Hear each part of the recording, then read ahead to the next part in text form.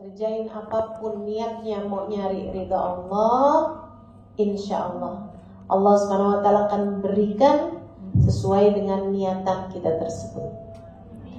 Tapi kalau niatnya bukan karena Allah, naudzubillah min dzalik, jangan sampai kita menyesal. Bahkan dari dunia aja kita udah nyesel, karena belum tentu yang kita inginkan kita dapat, apalagi di akhiratnya. Saya mau cerita, dulu ada sahabat Nabi kita Muhammad SAW dengar ada panggilan perang. Jadi zaman dulu kan belum ada media sosial, belum ada televisi, belum ada radio.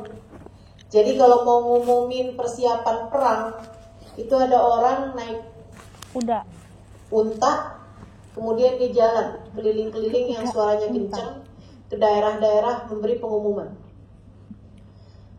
Besok Nabi Muhammad akan ngajak kita pergi perang. Kumpul besok di area Masjid Nabawi jam sekian misalnya gitu kan, waktu duha gitu. Orang ini begitu dengar pengumuman yang semacam itu, dia pun langsung bangun, dia menuju ke arah kandangnya, dia mulai bersihkan kudanya, dia pun mulai asah pedangnya, sambil rapi-rapi besok nih mau berangkat pergi perang. Sambilan dia cuci-cuci kudanya, dia sambil mikir, besok pergi perang nih, mudah-mudahan menang, mudah-mudahan banyak dapat harta rampasan. Nanti kalau dapat harta rampasan, dibagi-bagi, ada unta, ada kuda, ada kambing juga.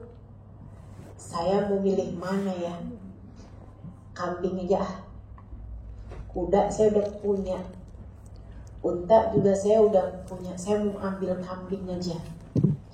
Nanti saya sembelih, nanti saya ambil atinya. Saya seneng banget makan ati kambing bakar. Asik.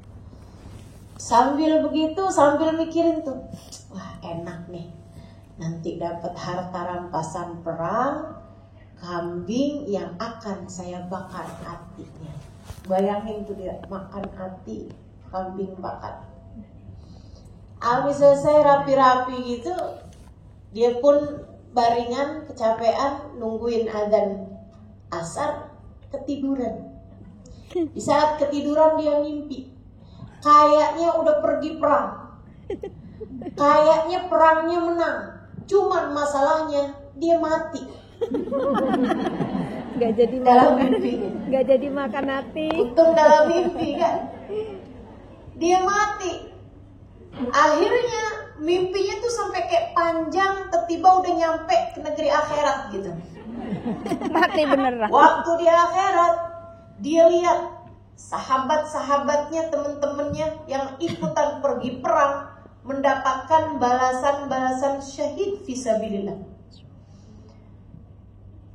Diampuni dengan tetes darah pertama, itu balasannya syahid.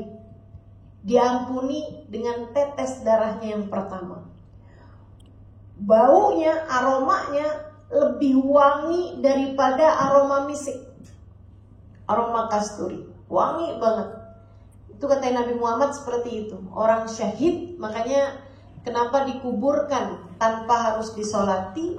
Sebab kata Nabi Muhammad, nanti di akhirat dia akan digiring dalam keadaan syahidnya, lengkap dengan darahnya, lengkap dengan luka-lukanya, akan tetapi aromanya lebih wangi daripada aroma misik.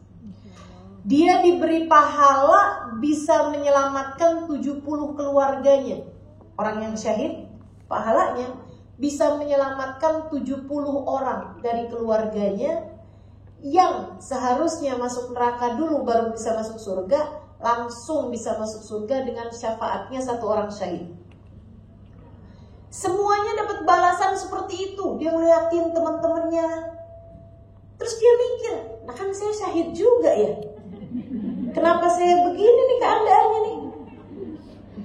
baunya bau darah, nggak ada pahalanya, nggak ada cahayanya, nggak ada ampunannya, nggak ada juga bisa memberikan syafaat kepada 70 keluarganya. Dia sendirian aja gitu, nggak dikumpulkan bersama dengan keluarganya seperti yang lain-lain. Jadi dia nanya sama malaikat, Om, ya. kenapa? Pahala saya mana nih Om? Emang kamu kenapa? Saya syahid juga loh. Sama kayak yang lain-lain, teman-teman saya pahalanya banyak-banyak. Kenapa saya gak ada pahalanya? Oh, kamu ada kok pahalanya. Mana? Lagi disiapin. Apaan? Hati kambing.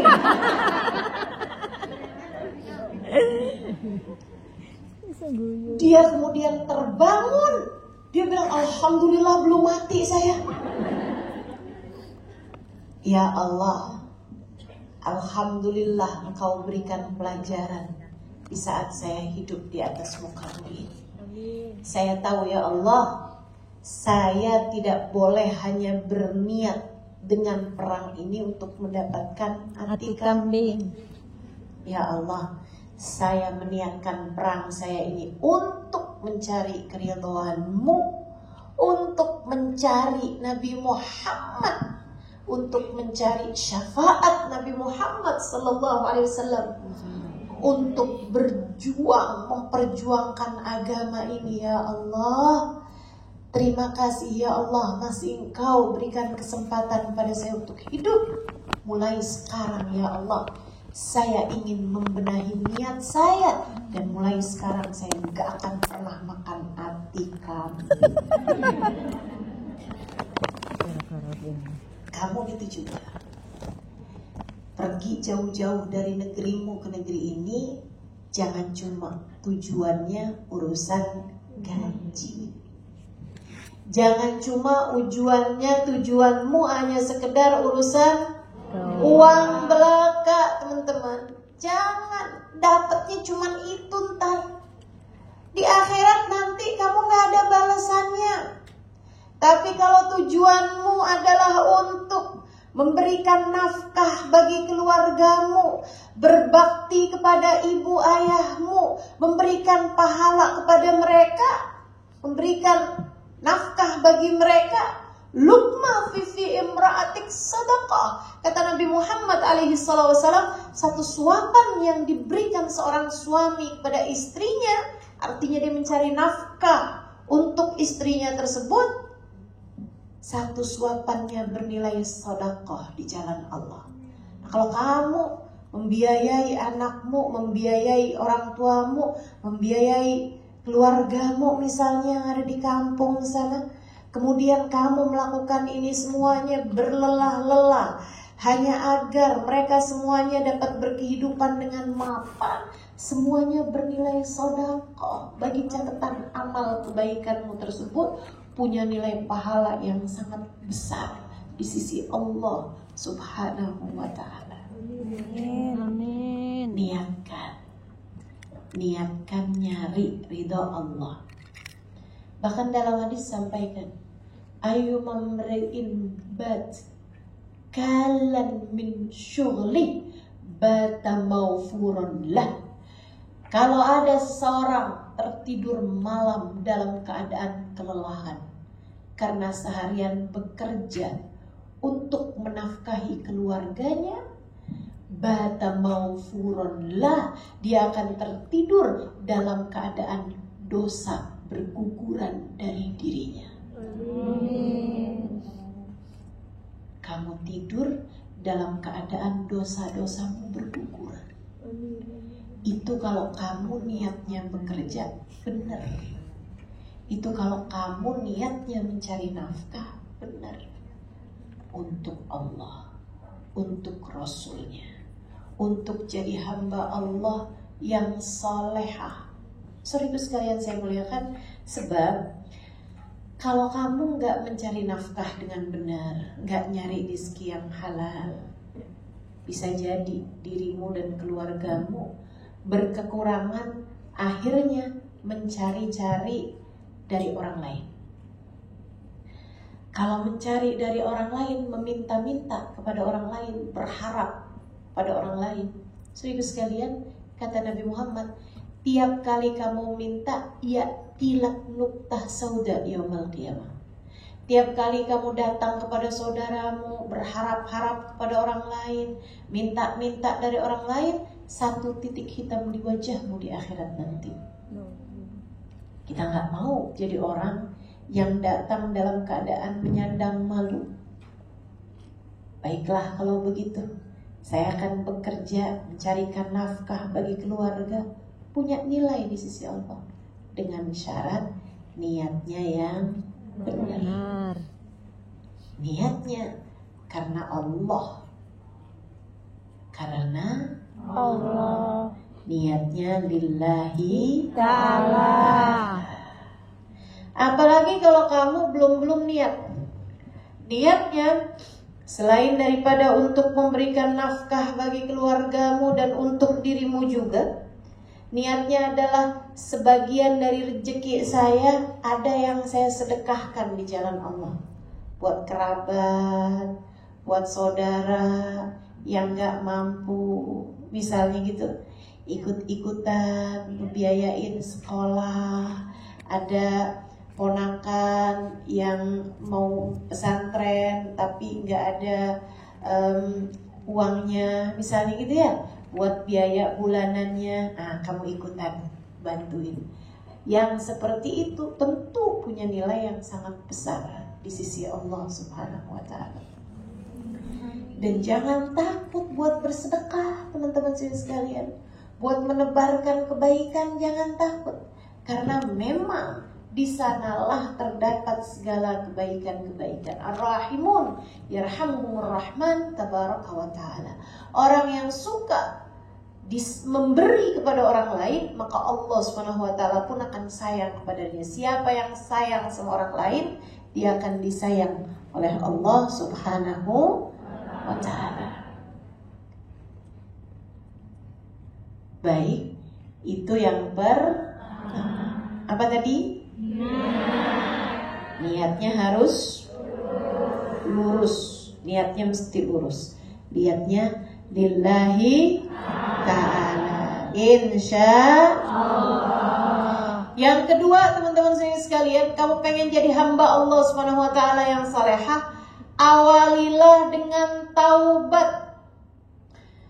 Taubat itu apa, Ustazah? Taubat itu adalah puter balik dari dosa. Itu namanya taubat. Ninggalin dosa. Dosa itu adalah simpang-simpang jalan yang membuatmu tertahan dari tujuan. Kita nih ya, mau menuju Allah Subhanahu wa ta'ala, jalannya adalah ibadah.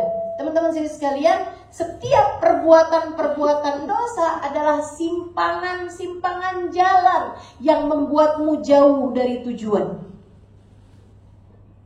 Mau menuju ridha Allah Subhanahu wa ta'ala, mau menuju surga, mau menuju Nabi Muhammad sallallahu alaihi wasallam dan syafaat beliau. Satu jalan nih ke depan. Tahu-tahu ada cowok ngajakin kenalan. Itu simpang jalan. Itu namanya simpang jalan. Ada yang kemudian ngajakin janjian, pegangan tangan, apaan gitu kan. Nah, itu namanya simpang jalan. Semua perbuatan-perbuatan dosa, gitu ya. Kamu lagi nyari ridha Allah Subhanahu wa ta'ala, mau nyari surga, mau nyari syafaat Nabi Muhammad sallallahu alaihi wasallam. Tapi untuk jalan itu kan kamu juga mencari penghidupan duniawi. Seperti yang tadi saya sampaikan, kamu harus menafkahi keluargamu dan seterusnya. Lagi nyari uang nih, tahu-tahu kelihatan ada perhiasan. Kayaknya dia lupa naruhnya. Mungkin dia gak nyari. Udah aja, diambil aja. Dijual, lumayan buat tambahan transferan. Emas mahal. Saudara sekalian saya muliakan, itu namanya simpangan-simpangan jalan. Namanya dosa. Dosa itu tiap dikerjain satu akan menarik balik dosa-dosa yang lainnya.